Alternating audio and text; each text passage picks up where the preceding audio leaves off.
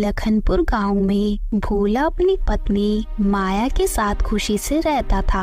भोला बहुत ही मेहनती किसान था और इस बार भोला ने अपने खेत में प्याज की खेती करी थी। अरे वाह, इस बार की खेती तो बहुत ही अच्छी हो रही है।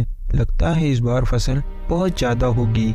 इस बार की खेती से हमारा ये गर्मी का सीजन तो आराम से निकल जाएगा, क्योंकि लोगों को गर्मी में खाने के साथ प्याज तो चाहिए ही होते हैं। पूरे गांव में सबसे अच्छी खेती सिर्फ भोला के खेत में ही होती थी, इसलिए गांव के सभी किसान और जमींदार भोला से चला करते थे। जमींदार साहब, आपको पता है इस बार भोला के खेत में बहुत अच्छी फसल हुई है। हाँ रमेश, तुम बिल्कुल सही कह रहे हो। हमें इसका राज तो पता करना ही होगा कि भोला इतनी अच्छी फसल कैसे करता है। तभी भोला भी वहाँ आ जाता है और बोलता है, जमींदार साहब, इस बार आपकी फसल कैसी हुई है? अरे भोला, हमारे खेतों में तो तुम्हारे खेत के मुकाबले कहाँ फसल होती है। तुम ही बता दो, ऐसा क्या जादू करते हो जिससे तुम्हारी खेती इतनी अच्छी होती है। अरे नहीं जमींदार साहब, मैं कोई जादू नहीं करता। ये तो बस मेरी मेहनत और लगन का ही फल है। ठीक है जमींदार साहब, अब मैं चलता हूँ। ऐसा बोलकर भोला अपने घर की ओर चला जाता है।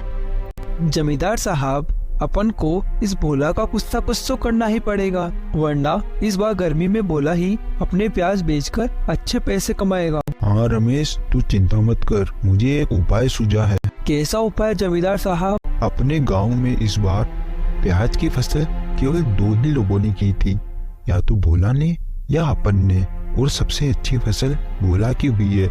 लेकिन अगर भोला के पास प्याज की फसल ही नहीं होगी तो वो प्याज कैसे बेचेगा और कैसे कमाएगा पैसे। अपन आज रात ही भोला के खेत से सारी प्याज चुरा लेंगे, और जब गांव में प्याज के लिए हाहाकार मच जाएगी, जब अपन चाहे जितने कीमत में प्याज को बेचेंगे। तुम बताओ कैसा लगा मेरा ये उपाय? हाँ जमींदार साहब, आप बिल्कुल सही कह रहे हो। भोला की अकल ठिकाने लगाने के लिए यह बहुत अच्छा उपाय है। लेकिन जमींदार साहब, गांव में किसी को पता चल जाएगा तो आपकी बहुत बदनामी होगी। अरे पगले, तू चिंता मत कर, इसका भी उपाय मेरे पास है। भोला के खेत के पास ही अपना खेत है, तो अपन भोला की फसल के साथ साथ अपनी फसल भी साफ कर देंगे, जिससे किसी को अपने ऊपर शक नहीं होगा। अरे वाह वाह जमींदार साहब, आपने तो बहुत ही अच्छा उपाय सोचा है। सांप भी मर जाएगा और लाठी भी नहीं टूटेगी। अजी, आज तो आपने आने में बहुत देर कर दी। मैं कब से आपके घर आने का इंतजार कर रही थी। अरे कुछ नहीं माया, कल फसल काटना है तो उसकी तैयारी करके आया हूँ। चलिए जी, अब आप खाना खा लीजिए। हाँ माया, तुम चलो और खाना लगाओ, मैं भी हाथ मुँह धोकर आता हूँ। अजी, इस बार अपने प्याज की फसल कैसी हुई है? वही हर साल की तरह। तुम्हें तो पता है इस पूरे गांव में सिर्फ हमारी ही खेत में सबसे अच्छी फसल होती है। हाँ जी, जभी तो सभी गांव के किसान और जमींदार आपसे जलते हैं। हाँ माया, तुम बिल्कुल सही कह रही हो, लेकिन किसी को नहीं पता मैं बहुत मेहनत करता हूँ, तभी हमारे खेत में इतनी ज्यादा फसल होती है।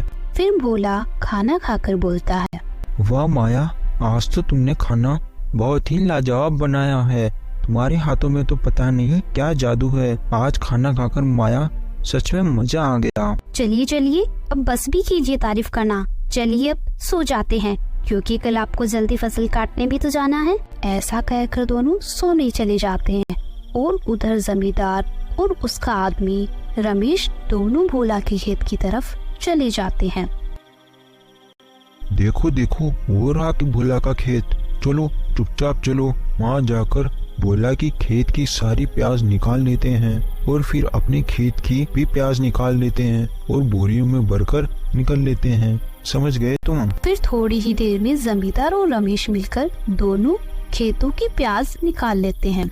चलो चलो रमेश, अब हमें कोई देख ना ले, उससे पहले हम ये सारी प्याज लेकर यहाँ से चलते हैं। फिर जमींदार और रमेश दोनों मिलकर सारे प्याज जमींदार के यहाँ ले आते हैं। अरे रमेश भाई, अपनी सारी प्याज ले तो आए, लेकिन इन्हें रखेंगे कहाँ पर अपन? अपने घर में जो रसोई के पीछे कोठड़ी है उसमें रख देते हैं।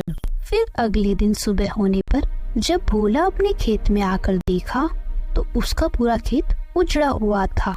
ये सब देखकर भोला बहुत जोर जोर से रोने लगता है। अरे अरे, ये क्या हो गया? किसने किया मेरे साथ ये? मेरा सब खत्म हो गया। अब आ गया ये पकड़ में। अब चलो अपन इसके पास चलते हैं और अपना नाटक शुरू करते हैं। फिर जमींदार और रमेश भोला के पास जाते हैं। क्या हुआ भोला, तुम क्यों रो रहे हो? जमींदार साहब, मैं आपका ही इंतजार कर रहा था। ये देखो, आपके और मेरे खेत के सारी प्याज किसी ने चुरा ली है। हाय हाय, ये क्या हो गया भोला हमारे साथ? लेकिन तुम चिंता मत करो भोला, जिसने भी ये किया है अब मैं उसको नहीं छोड़ूंगा। हमारी कितनी मेहनत लगी थी इन प्याज की फसल में। देख लेना जमींदार साहब, जिसने भी ये किया है वो कभी खुश नहीं रह पाएगा। जमींदार ये सुन के अपने मन में सोचता है, अरे भोला, तुझे क्या पता, वो तो प्याज पाकर कितना खुश हो रहा है। ठीक है जमींदार साहब, अब मैं घर जा रहा हूँ। यहाँ मेरा सब खत्म हो गया है। यहाँ मेरा रुकने का अब कोई मतलब नहीं है। ऐसा बोलकर भोला अपने घर चला जाता है। अरे वाह जमींदार साहब, आपका ये उपाय तो बहुत अच्छे से काम कर गया।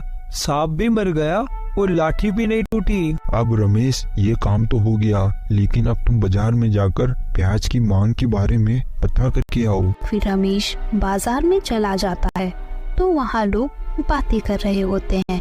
अरे भाई लोगों, ये क्या हो रहा है? बाजार में प्याज तो आना ही बंद हो गए हैं। रमेश बाजार में सभी गांव के लोगों की बातें सुन लेता है और जाकर जमींदार को सारी बात बता देता है। अरे रमेश, तू चिंता मत कर।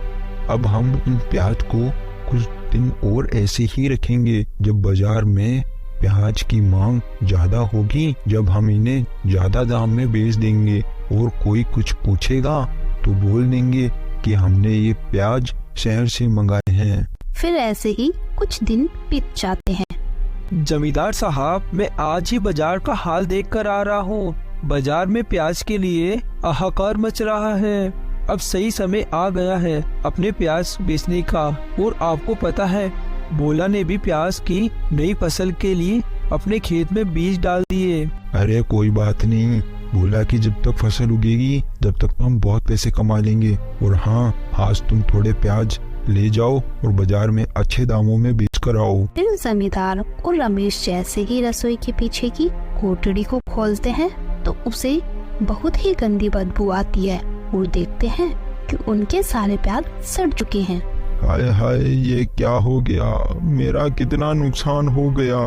क्या करूं मैं? पागल ना हो जाओ रमेश, में सब खत्म हो गया मेरा रमेश। तो दोस्तों, हमें इस कहानी से ये सीख मिलती है, जो जैसा करता है वो वैसा ही भरता है। इसलिए हमें कभी भी लालच नहीं करना चाहिए और ना ही किसी के साथ बुरा करना चाहिए। अगर आपको ये वीडियो पसंद आई है तो वीडियो को ज्यादा से ज्यादा शेयर करें और चैनल को सब्सक्राइब करें। Thanks for watching.